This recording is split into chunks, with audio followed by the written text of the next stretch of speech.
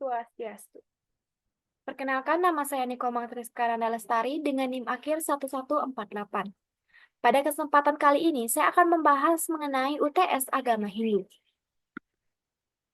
Yang pertama yaitu contoh pengalaman hidup yang pernah saya alami yang berhubungan dengan renungan karma dan juga moralitas.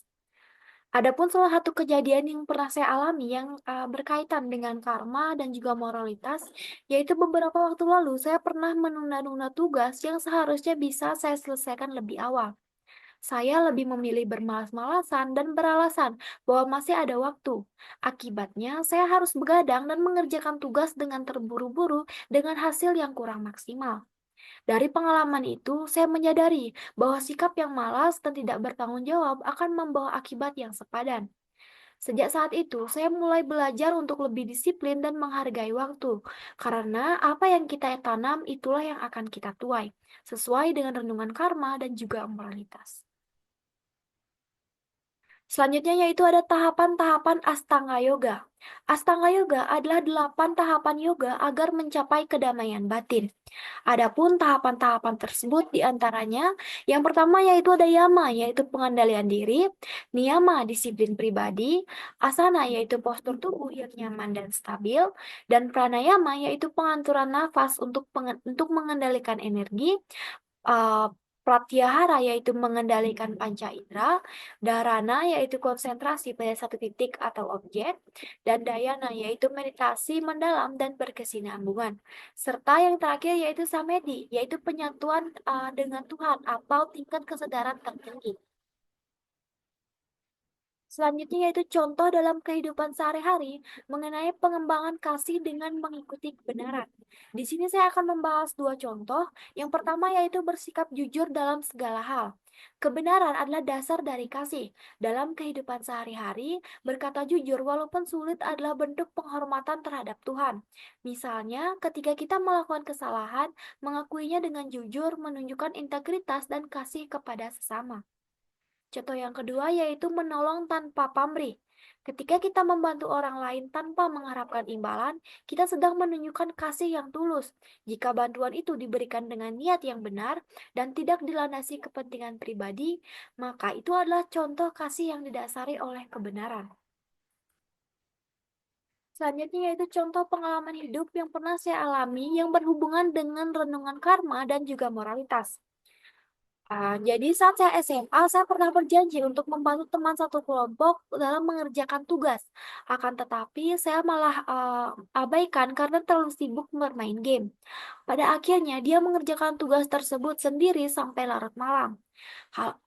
Memang nilai kelompok kami memang tetap bagus, akan tetapi hubungan pertemanan kami menjadi renggang.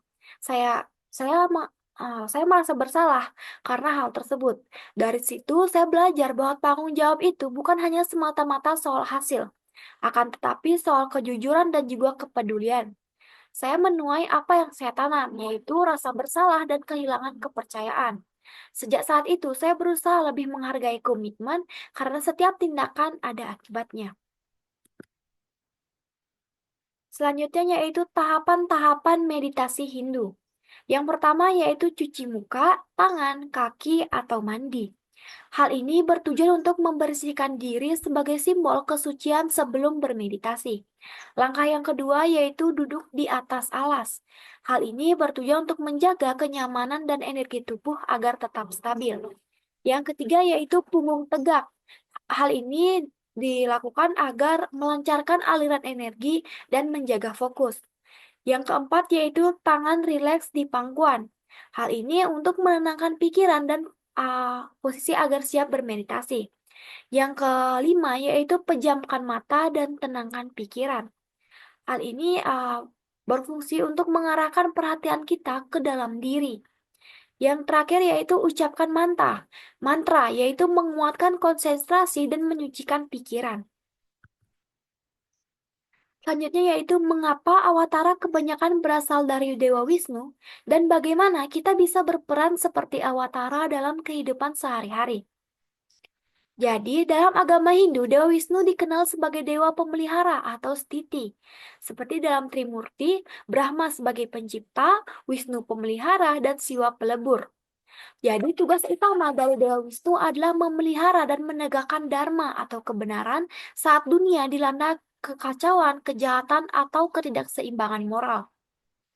Oleh karena itu, ketika dunia terancam, Wisnu mengambil bentuk awatara atau penjelmaan untuk menyelamatkan umat manusia dan memulihkan keharmonisan alam semesta. Awatara dominan dari Wisnu karena perannya sebagai pemelihara kehidupan dan penegak keseimbangan. Jadi meskipun kita bukan jelmaan Dewa Wisnu, kita bisa meneladani nilai-nilai dan tindakan para awatara dalam kehidupan sehari-hari. Seperti Rama Awatara, yaitu menjadi pribadi yang jujur, setia, dan bertanggung jawab dalam keluarga maupun masyarakat. Yang kedua yaitu Krishna Awatara, yaitu menggunakan kebijaksanaan dan cinta kasih untuk membimbing orang lain ke jalan yang benar, seperti memberi nasihat yang baik kepada teman. Selanjutnya yaitu jelaskan hubungan antara yoga Surya Namaskar dengan pranayama dan berikan contoh pranayama yang cocok untuk asanas tersebut. Dan gambarkan rangkaian yoga Surya Namaskar yang saya ketahui dan apa maknanya. Surya Namaskar adalah rangkaian 12 gerakan asanas yang dilakukan secara berurutan sebagai bentuk penghormatan kepada Dewa Surya atau Dewa Matahari dalam tradisi Hindu. Gerakan ini dilakukan dengan sinkronisasi pernafasan yang bertujuan untuk menyatukan tubuh, pikiran, dan energi. Surya Namaskar memiliki manfaat untuk kesehatan fisik, mental, dan spiritual, serta meningkatkan fleksibilitas, kekuatan, dan kesadaran diri. Rangkaian gerakan Surya Namaskar terdiri dari 12 posisi. Dimulai dengan Pranamasana, yaitu pose salam, dilanjutkan dengan Hasta Uttanasana, yaitu tangan terangkat, dan pada Hastasana, yaitu memukul ke depan, Aswa Sancalanasana, yaitu menunggang kuda, dan Dasana, yaitu pose papan, Astanga Namaskar, yaitu 8 titik menyentuh tanah, Bhujangasana yaitu pose kobra, Parvatasana yaitu pose gunung, dan kembali ke urutan sebelumnya hingga selesai kembali ke Pramanamasana. Setiap gerakan ini dilakukan dengan kesadaran terhadap pernafasan, memperkuat tubuh dan menenangkan pikiran. Selanjutnya, ide Sang Yang Widiwasa bersifat Vyapi Vyapaka, yaitu ada di mana-mana. Bagaimana kita dapat membuktikan bahwa Tuhan itu ada di mana-mana? Untuk membuktikan bahwa Tuhan itu ada di mana-mana atau Yapi Wepake, kita bisa melihatnya dari dua perspektif.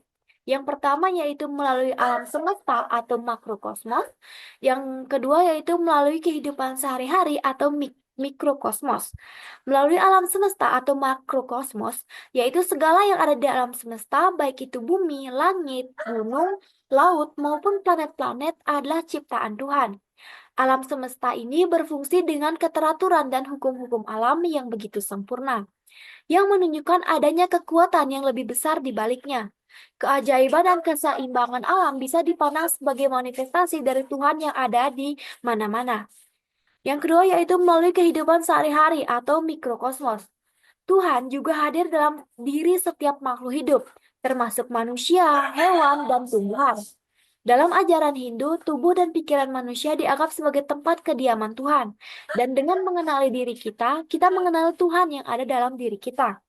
Misalnya, rasa kasih sayang, kebaikan, dan keadilan yang muncul dari dalam diri manusia dapat dianggap sebagai manifestasi dari sifat-sifat Tuhan yang ada di dalam diri setiap makhluk hidup. Selanjutnya, berikan contoh dalam kehidupan sehari-hari bagaimana cara mengembangkan kasih dengan mengikuti kebenaran dari hukum karma pala.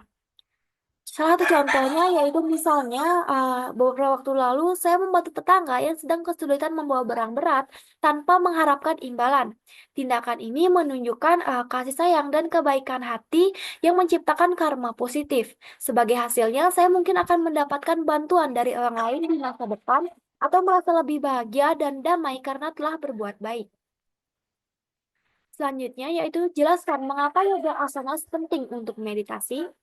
Yoga asanas penting untuk meditasi karena membantu mempersiapkan tubuh agar dapat duduk dengan nyaman dalam posisi meditasi tanpa gangguan fisik.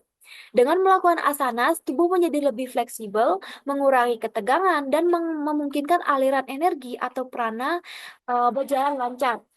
Hal ini membuat pikiran lebih mudah fokus dan lebih tenang. Selain itu, beberapa asanas melibatkan teknik pernafasan yang memperkuat latihan pranayama, yang sangat mendukung kedalaman meditasi. Dengan tubuh yang rileks dan energi yang seimbang, meditasi menjadi lebih efektif dalam mencapai ketenangan batin. Dari sekian materi yang dapat saya paparkan mengenai beberapa materi yang sudah kami bahas dalam pertemuan UTS Agama Hindu. Bila ada salah kata, saya memohon maaf dan akhir kata saya tutup dengan Paramasanti. Om Santi Santi Santi Om.